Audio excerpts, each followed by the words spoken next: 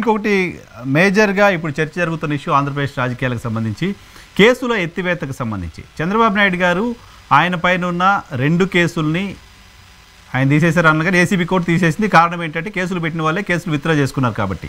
ఈ కేసుల ఎత్తివేత పైన జై భీమ్రావ్ భారత్ పార్టీ రియాక్షన్ ఏంటి, మీరు ఎలా అర్థం చేసుకుంటారు దాన్ని? సార్, నేను వైఎస్ఆర్సీపీ గవర్నమెంట్లో పెట్టినటువంటి కేసులు విత్డ్రా చేసుకోవడం అనేది first of all it's not correct. And గత ప్రభుత్వంలో జగన్మోహన్ రెడ్డి గారు కేసులు విత్డ్రా చేసుకున్నప్పుడు మేమే హైకోర్టుకి వెళ్ళాము. చాలా మంది 70 మంది మీద ఆల్మోస్ట్ 70 మంది ప్రజాప్రతినిధి మీద కేసులు మళ్ళీ రీస్టోర్ చేయించాను. కేసెస్ నేనే రిస్టోర్ చేయించాను. పబ్లిక్ ఇంట్రెస్ట్ లిటిగేషన్ వేసింది మేమే, నేనే రిస్టోర్ చేయించాను. బట్ ఆ సందర్భంలో fortunately government has issued a GO withdrawing cases అని. ప్రజాప్రతినిధి మీద కేసులు విత్డ్రా చేసుకున్నట్టు జీవో ఇష్యూ చేసింది. ఆ జీవో ఇష్యూ చేసిన సందర్భంలో వాళ్ళందరూ ఎంపీలు ఎమ్మెల్యేలుగా ఉన్న వాళ్ళ కేసులు విత్డ్రా చేసుకోవడానికి లేదు. పొలుసు పార్థసారథి ఇలాంటి వాళ్ళందరూ చాలా మంది ఉన్నారు. ఈ పబ్లిక్ ఇంట్రెస్ట్ లిటిగేషన్ వేసినప్పుడు సందర్భంలో ఈ కేసులన్నీ విత్డ్రా చేసుకున్న కేసులన్నీ హైకోర్టు మళ్ళీ రీఓపెన్ చేసింది. రీఓపెన్ చేసిన సందర్భంలో తెలుగుదేశం పార్టీకి సంబంధించినటువంటి చాలా మంది చాలా అప్రిషియేట్ చేశారు. ఈ సందర్భంలో చాలా మంచి పని చేశారు. శ్రవణ్ కుమార్ గారు ఎక్సలెంట్ పని చేశారు. ఇలా విత్డ్రాల్ చేసుకోవటం ఏంటి, డామ్ డూమ్ డిస్కర్. జగన్మోహన్ రెడ్డి వ్యక్తిగత హోదాలో కొన్ని కంప్లైంట్లు విత్డ్రా చేసుకున్నారు. ఆయన మీద పెట్టినటువంటి కేసులు కొన్ని కంప్లైంట్లు విత్డ్రా చేయించుకున్నప్పుడు సబ్జెక్ట్ టు కరెక్షన్ నాకు తెలిసి వర్లరామయ్యే హైకోర్టులో పిటిషన్ వేశారు. హైకోర్టులో పిటిషన్ వేసి జనసేనకు సంబంధించినటువంటి ఎవరో ఒక వ్యక్తి కూడా పిటిషన్ వేసి కరోనా సమయంలో నాకు తెలిసినంత వరకు బాగా గుర్తుంది నాకు, అసలు ఈ విధంగా కేసులు విత్డ్రా చేసుకోవటం అధికార దుర్వినియోగం, డామ్ డూమ్ డిస్కర్ బట్టలు దించేసుకున్నారు అందరు. ఇప్పుడు తెలుగుదేశం పార్టీ అధికారంలోకి వచ్చిన తర్వాత ఏదైతే చంద్రబాబు నాయుడు మీద కేసు పెట్టినటువంటి కేసులన్నీ కూడా విత్డ్రా చేసుకోవటం అనేది ఎంతవరకు మొరాలిటీ, లీగాలిటీ ఆలోచించుకోమంటున్నా. జడ్జి మీరే, పోలీస్ ఆఫీసర్ మీరే, ముఖ్యమంత్రి అక్యూజ్డ్ మీరే, వన్ మ్యాన్ షో.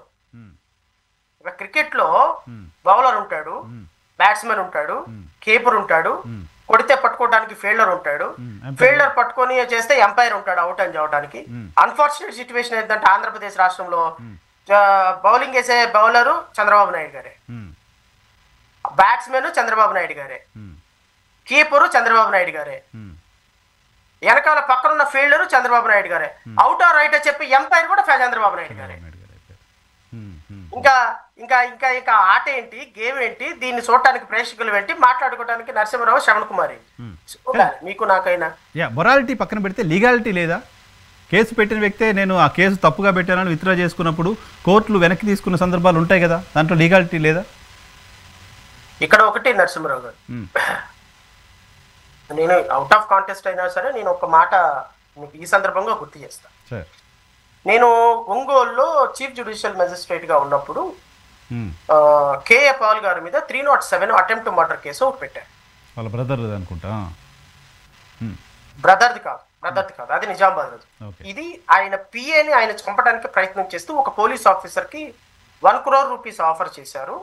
ఆ 1 crore ఆఫర్ చేసినటువంటి పెన్ డ్రైవ్ కూడా వాళ్ళు సీక్రెట్ కెమెరా పెట్టి సిఐ డబ్బులు తీసుకుంటూ సిఐ పెన్ కెమెరా పెట్టి వీడియోగ్రాఫ్ చేశారు. Because it is pre trap. ఎప్పుడైతే కేఏపాల్ ఆఫర్ చేశాడో, ఎందుకంటే ఆ కేసు ఇప్పుడు హైకోర్టులో నడుస్తుంది, సో ఇది ఓపెన్ కాబట్టి నేను మీకు ఈ సందర్భంలో ఈ మాట షేర్ చేసుకుంటున్నా. అయితే ఈ సందర్భంలో కేఏ పాల్ గారు ఆఫర్ ఇవ్వటం, కేఏ పాల్ గారు ఆఫర్ని ఈయన యాక్సెప్ట్ చేసినట్టుగా నటిస్తూ సిఐ పెన్ డ్రైవ్లో, సీసీ కెమెరాలో, సీక్రెట్ కెమెరాలో మొత్తం ఇది చేసి ఆయన్ని సబ్సిక్వెంట్గా కేసు కట్టి అరెస్ట్ చేశారు. 20 రోజులు, నెల రోజులు ఆయన అరెస్ట్ అయ్యి రిమాండ్లో ఉన్నట్టున్నా నాకు తెలిసి. సబ్సిక్వెంట్గా అది ఎప్పుడో జరిగింది. సబ్సిక్వెంట్గా నేను వెళ్ళిన తర్వాత క్లోజర్ రిపోర్ట్ వేశారు పోలీసులు. క్లోజర్ రిపోర్ట్లో కూడా ఏం రాశారు అంటే, ఎవరైతే కంప్లైంట్ పెట్టారో ఆ కంప్లైంట్ పెట్టినటువంటి వ్యక్తి, ఈయన పిఏ ఎవరైతే ఉన్నారో ఆయన కంప్లైంట్ విత్డ్రా చేసుకుంటున్నాడు.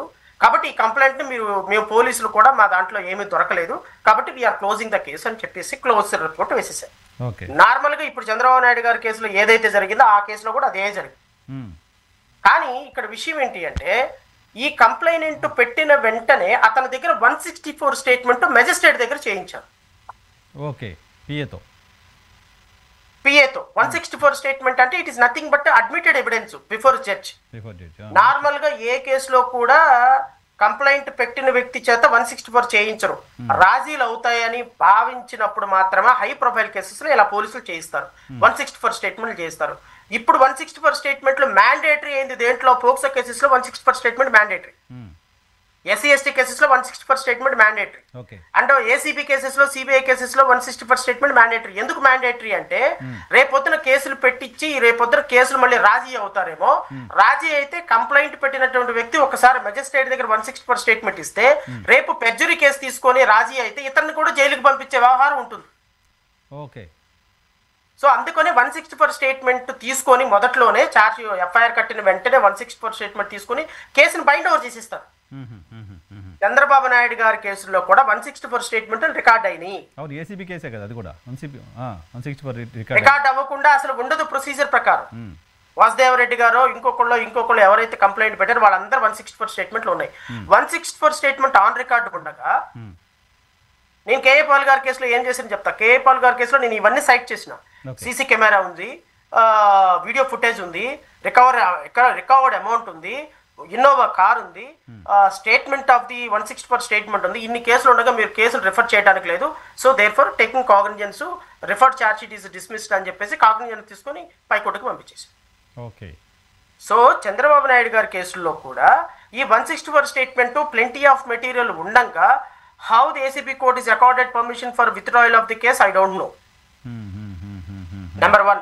నెంబర్ 2 ఇంకోటి కూడా వైలేషన్ చెప్తా లీగల్ గా ఎలా తప్పు అనే దాని మీద. ఈ చంద్రబాబు నాయుడు గారు ప్రజాప్రతినిధి మాత్రమే కేసును క్లోజ్ చేయాల్సిన కేసు కోర్టు కాకుండా విజయవాడ ఏసీబీ కోర్టు ఏ విధంగా కేసు క్లోజ్ చేస్తుంది అనేది ప్రాథమికమైన అబ్జెక్షన్. నాకు ప్రజాప్రతినిధుల కోర్టు చేయాలి అది అంతేగా మరి. అప్పుడు ఏసీబీ కోర్టులో ఉన్న కేసు, ఏసీబీ కోర్టులో విచారణ జరుగుతున్న కేసు, దానికి ప్రజాప్రతినిధుల కోర్టుకి ఎలా లింక్ ఉంటుంది? There is a point. Supreme court ఏం చెప్పింది, ఏ ప్రజాప్రతినిధుల కేసు అయినా సరే ఎక్స్పీడియేటెడ్ ట్రయల్ జరగాలి అంటే రాష్ట్ర వ్యాప్తంగా ఒకే ఒక కోర్టు ఉంటుంది, స్పెషల్ కోర్టు ఉంటుంది.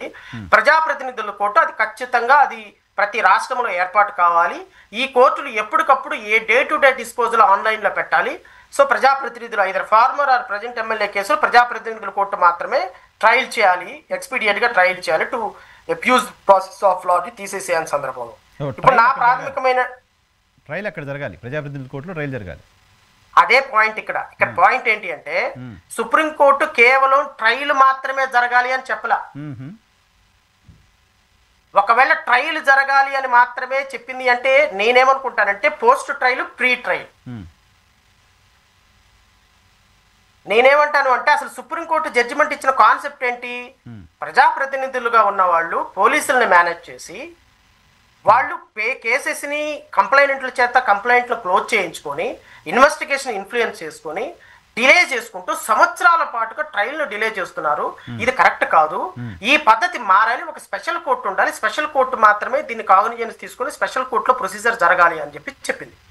అంటే ఒక సందర్భంలో ప్రజాప్రతినిధులు chief justice of respective high courts అనుమతి లేకుండా ఏ కేసు విత్డ్రా చేసుకోవద్దని కూడా చెప్పింది. ఎన్వి రమణనే ఆ జడ్జిమెంట్ ఇచ్చింది, ఏ చీఫ్ జస్టిస్ అనుమతి లేకుండా ఏ కేసులు విత్డ్రా చేసుకోవద్దు అని చెప్పింది. సో నా కేసులో గత ప్రభుత్వంలో 70 మంది మీద ప్రజాప్రతినిధుల మీద కేసు రీఓపెన్ చేయడానికి కారణం సుప్రీంకోర్టు ఇచ్చిన ఈ జడ్జిమెంటే. చీఫ్ జస్టిస్ అనుమతి తీసుకోకుండా ఎందుకు తీసుకున్నారు, సో అన్ని రీఓపెన్ చేస్తారని చీఫ్ జస్టిస్ రీఓపెన్ చేశారు. సో ఇప్పుడు ఛార్జ్ షీట్ కంప్లీట్ అయిన తర్వాత స్పెషల్ కోర్టుకు పంపిస్తారా, ఛార్జ్ షీట్ వేయక ముందే క్లోజర్ రిపోర్ట్ వేసేస్తారా? క్లోజర్ రిపోర్ట్ వేసేస్తే ఏసీబీ కోర్టు యాక్సెప్ట్ చేయొచ్చు. ఈ విధంగా ఏసీబీ కోర్టులు క్లోజర్ రిపోర్ట్లు వేసేసేసి స్పెషల్ కోర్టుకు వెళ్లకుండా ట్రయల్ తర్వాత మాత్రమే స్పెషల్ కోర్టుకు వెళ్ళాలి, ట్రయల్కు ముందు జ్యూరిస్డిక్షనల్ కోర్టులోనే కేసులు ఉండొచ్చు. సో మేము అసలు స్పెషల్ కోర్టుకి వెళ్లకుండా స్పెషల్ కోర్టుకు ఒకసారి వెళ్తే విత్డ్రా చేసుకునే పరిస్థితి ఉండదు కాబట్టి ఇక్కడికిక్కడే మమా అనిపించేద్దాం, ఇన్వెస్టిగేషన్ కంప్లీట్ చేసేసి ఫైనల్ రిపోర్ట్ వేసేద్దాం, ఏసీబీ కోర్టు చేసేది అంటే ఏసీబీ కోర్టు అది చేయడానికి కూడా లేదు అనేది నా ప్రాథమికమైన అబ్జెక్షన్. చీఫ్ జస్టిస్ అనుమతి లేకుండా అనే క్లాస్ పోయింది. అది సుప్రీంకోర్టు జడ్జిమెంట్ ఇచ్చింది, అది లిమిటెడ్ పీరియడ్ ఇచ్చింది, సబ్సిక్వెంట్ గా అది పోయింది. ఇప్పుడు నేనేమంటానంటే అసలు నువ్వు ఒక్కసారి ప్రజాప్రతినిధి మీద కేసు విత్డ్రా చేయాలి అంటే, నువ్వు పెన్ను పెట్టాలి అంటే దాని మీద నీ డిజిగ్నేటెడ్ కోర్టు మాత్రమే దాని విత్డ్రాయల్కి పర్మిషన్ ఇవ్వాలి, even if it is crime stage లో అయినా సరే. అది కాగ్నిజెన్స్ తీసుకొని ఛార్జ్ షీట్ కంప్లీట్ అయ్యేటం కాదు. Right from registration of FIR దగ్గర నుంచి అండ్ టిల్ ది జడ్జిమెంట్ వరకు కూడా స్పెషల్ కోర్టు మాత్రమే పెన్ను పెట్టాలి, మిగతా కోర్టులకి దానికి అధికారం లేదు. ఒకవేళ దాన్ని క్లోజ్ చేయాల్సి వస్తే అది మీరు స్పెషల్ కోర్టుకి పంపించాలి, కానీ ఏసీబీ కోర్టు చేయడానికి వితౌట్ జ్యూరిస్డిక్షన్ ఈ ఎక్సెస్లీ అకార్డెడ్ పర్మిషన్ ఫర్ విత్డ్రాయల్ అనేది నాకున్నటువంటి లిమిటెడ్ లీగల్ నాలెడ్జ్ లో ఐ కెన్ సే. రేపొద్దున నేను మా పార్టీ చంద్రబాబు నాయుడు గారి మీద ఈ కేసులను విత్డ్రా చేసుకున్న వాటి మీద మేము హైకోర్టుకి వెళ్ళే ప్రాసెస్లో భాగంగా మా ప్రధానమైన ఈ 2 పాయింట్లే మేము రేపొద్దున ఆర్గ్యూ చేయము. ఓకే, ఎన్వి రమణ గారు చెప్పిన తీర్పుకి విరుద్ధంగా చంద్రబాబు నాయుడు గారి పైన కేసులు విత్డ్రా చేసుకున్నారు, ఒక విధంగా అనుకోవచ్చు. బట్ ఒక్కసారి డివై చంద్రచూడ్ వచ్చిన తర్వాత NV Ramana interior orders taken off, పక్కకి వెళ్ళిపోయింది. ఫైనల్ జడ్జ్మెంట్ వచ్చేసింది కాబట్టి ఇంటీరియర్ బట్ ఒక 2 years లిమిటెడ్ పీరియడ్ మాత్రం చీఫ్ జస్టిస్ అనుమతి తీసుకోకుండా చేయకూడదని చెప్పారు. సో ఒక లిమిటెడ్ పీరియడ్. బట్ ఏదేమైనా చంద్రబాబు నాయుడు గారి మీద కేసెస్ తీసివేయటం అనేది అప్రజాస్వామికం, రాజ్యాంగ విరుద్ధం, illegal, improper, immoral also. So ఖచ్చితంగా ఈ కేసెస్ అన్నింటినీ రీఓపెన్ చేయాల్సిందే. ప్రాసెస్ ప్రకారం ఎవిడెన్స్ లేకపోతే ప్రాసెస్ ప్రకారం క్లోజ్ చేయటమే తప్ప నా ఇష్టం వచ్చినట్టు సిఐడిని పిలిపించుకుంటాను, మా జేబులో సంస్థ కదా విత్డ్రా చేసుకుంటానంటే కుదరదు. ఓకే, లీగల్ గ్రౌండ్ అదైతే పొలిటికల్ పార్టీగా చంద్రబాబు నాయుడు గారు కేసులు విత్డ్రా చేయించుకోవడం కోసం ఇంత హర్రీ, ఇంత ఆత్రం చూపించడం వెనక రీజనింగ్ కనపడుతుంది పొలిటికల్ పార్టీ నాయకుడిగా? సార్, నేను దీపం ఉండగానే ఇల్లు చక్కబెట్టుకోవాలి, మళ్ళీ అధికారం వస్తుందో లేదో తెలియదు. ఒక్కసారి ఇంకొక 1 yearలోనో 6 నెలల్లోనో నారా లోకేష్ ముఖ్యమంత్రి అయిపోతే చంద్రబాబు నాయుడు గారి కేసులు అప్పుడు విత్డ్రా చేసుకుంటే మళ్ళీ ఆ విధమైనటువంటి తలనొప్పి వస్తుందేమో. Last moment fag end of political election moment లో చేసుకుంటే అది ఒక పెద్ద పొలిటికల్ డిస్కషన్ అవుతుంది. సో ఇప్పుడే టకా సందులో సడేమి అని క్లోజ్ చేసేసుకుంటే ఇంకా 3 సంవత్సరాలు ఉంది కాబట్టి అప్పటికి ప్రజలు మర్చిపోతారు. మన విషయం ఏంటి అంటే ప్రజలు మర్చిపోతారు లేదా పక్కన పెడితే కోర్టులు మర్చిపోవు, నెంబర్ 1. నెంబర్ 2, 2029లో మీ కేసులు మళ్ళీ రీఓపెన్ అవుతాయి. నెంబర్ 2, ఎవరెవరైతే ఈ రోజు పోలీస్ ఆఫీసర్లు అది చాలా అంటే సార్ నేనేమంటానంటే మనం మాట్లాడేటువంటి మాటలు ఖచ్చితంగా చేసి తీరుతాం. నేనేదైతే ఉన్నానో, నేను ఒక మాట అన్నాను అంటే ఖచ్చితంగా అది చెయ్యటానికి నా సాయి శక్తిలా ప్రయత్నం చేస్తా, ఖచ్చితంగా ప్రయత్నం చేస్తా. ఇప్పుడు గౌరవ ముఖ్యమంత్రి గారి మీద కేసులు ఏదైతే క్లోజ్ చేశారో, ఈ క్లోజర్ రిపోర్ట్లు వేసిన ప్రతి అధికారి కూడా రేపొద్దున he will be under suit. రేపొద్దున అయ్యా మాకేం సంబంధం లేదయ్యా, మేము చంద్రబాబు నాయుడు గారు చెప్పమంటే చేసామన్నా వదిలే ప్రసక్తే లేదు. ఎందుకు అంటే ఐపీఎస్ సిస్టాన్ని, ఐఏఎస్ సిస్టాన్ని, కొన్ని వ్యవస్థల్ని సెట్ చేయాల్సినటువంటి అవసరం ఉంది ఈ వ్యవస్థలో. జగన్మోహన్ రెడ్డి ఉన్నప్పుడేమో కేసు పెట్టావా, జగన్మోహన్ రెడ్డి పక్కకి వెళ్ళిపోయి ముఖ్యమంత్రి చంద్రబాబు నాయుడు వస్తేనేమో కేసు తప్పుడు అయిందా, మళ్ళీ రేపొద్దున మళ్ళీ ఇంకొకళ్ళు వస్తేనేమో తూచి మళ్ళీ జగన్మోహన్ రెడ్డి మళ్ళీ చంద్రబాబు నాయుడు తప్పుడోడా. ఏమో మీరు ఐఏఎస్ ఆఫీసర్లా, ఐపీఎస్ ఆఫీసర్లా, మీరు అసలు ఒక విఘ్నత ఉందా, మీకు ఒక పద్ధతి పాడుందా, మనం చదివిన చదువుకి విలువ ఉందా? మీలాంటి వాళ్ళు ఈరోజు అడ్మినిస్ట్రేషన్ చేస్తుంటే ప్రజలకు ఏమి నమ్మకం కలుగుతుంది, ప్రజలకు ఏమి మెసేజ్ ఇద్దాం అనుకుంటున్నారు మీరు? పొలిటీషియన్సే బెటర్ అండి వీళ్ళకంటే. చూద్దాం ఏం జరుగుతుందో. సో కాబట్టి నిజంగా మనం ఈ ఐఏఎస్ ఐపీఎస్ ఆఫీసర్ల అంటే యథా రాజా తదా ప్రజ అని మన పవన్ కళ్యాణ్, చంద్రబాబు నాయుడు వీళ్ళు ఎలా ఉన్నారో అధికారులు కూడా అలాగే చచ్చారేమో అనిపిస్తుంది నాకు. పవన్ కళ్యాణ్కి ఏమైంది సార్? అది ఇప్పుడు తెలంగాణ ఎందుకు పోయి తెలంగాణతో పంచాయతీ పెట్టుకున్నట్టేగా దిష్టి అనే అంశాల మీద. ఆయన నా మాటలు వక్రీకరించారంటున్నారుగా, నిన్న ప్రెస్ నోట్ రిలీజ్ చేశారు పవన్ కళ్యాణ్ గారు, ఇది లేకుండా, ఇది ఆయన సంతకం లేకుండా. చెప్పండి సార్, వక్రీకరించిన ఏంటి, ఏం వక్రీకరించారు? నాకేం కనపడలా, వక్రీకరణ ఏం కనపడలా. తెలంగాణ ప్రజల దిష్టి తగిలింది, అన్నారు కదా, స్ట్రైట్ స్టేట్మెంట్. క్లియర్గా అన్నారు. దిష్టి తగిలింది అంటే ఏంది అంటే మనం పచ్చగా ఉన్నాము, కోనసీమ పచ్చగా ఉంది, ఈ పచ్చదనం చూసే మాకు తెలంగాణ కావాలి. తెలంగాణ అరే 1500 1600 మంది పిల్లలు బలిదానం, కొన్ని సంవత్సరాల తరాల పాటు వాళ్ళ పోరాటం వాళ్ళు అడిగారు. అది నీకు ఇష్టమై ఉండకపోవచ్చు, నాకు ఇష్టమై ఉండకపోవచ్చు. జరిగిపోయిన 11 సంవత్సరాల తర్వాత జరిపితే దాన్ని ఏమంటారు, నోటు దోల అంటాం. కాబట్టి అరే వచ్చేటప్పుడు కాస్త రాయించుకొని స్పీచ్లు. ఇప్పుడు చూడండి, అనవసరంగా పంచాయతీ ఏమైనా తెలంగాణకి మనకి, మనం నోరు అదుపులో పెట్టుకొని మాట్లాడకుండా పైగా మళ్ళీ బాగా దబాయి. ఆమె ఎవరు దిష్టి అంటే ఏంటి అనేది ఈరోజు ఆమె పేరు అధికార ప్రతినిధి ఒక ఆమె ఉంటుంది, అరుణ అనుకుంటాం పేరు. ఏమయ్యా దిష్టి అంటేనే మీకు అదైపోయిందా, ఇరుగు దిష్టి పొరుగు దిష్టి ఊరోళ్ళ దిష్టి అని పిల్లలకు దిష్టి తీస్తాము. ఆ దిష్టి తీస్తున్నంత మాత్రాన తెలంగాణ వాళ్ళకి ఏం బుద్ధి లేదా, అది లేదా ఇది లేదా అని మాట్లాడుతున్నాం.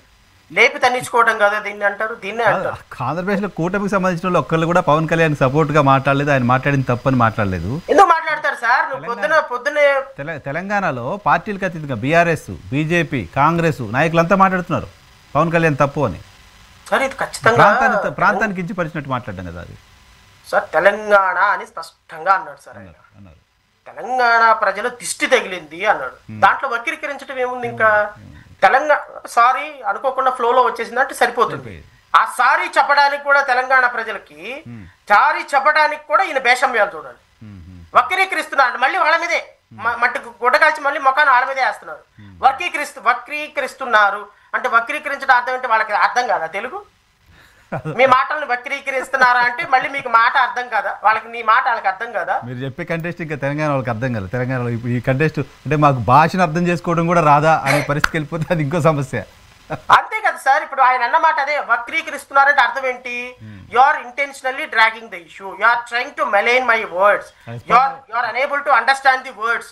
అంటే మీకు తెలుగు రాదు అనే భాష వాళ్ళకు.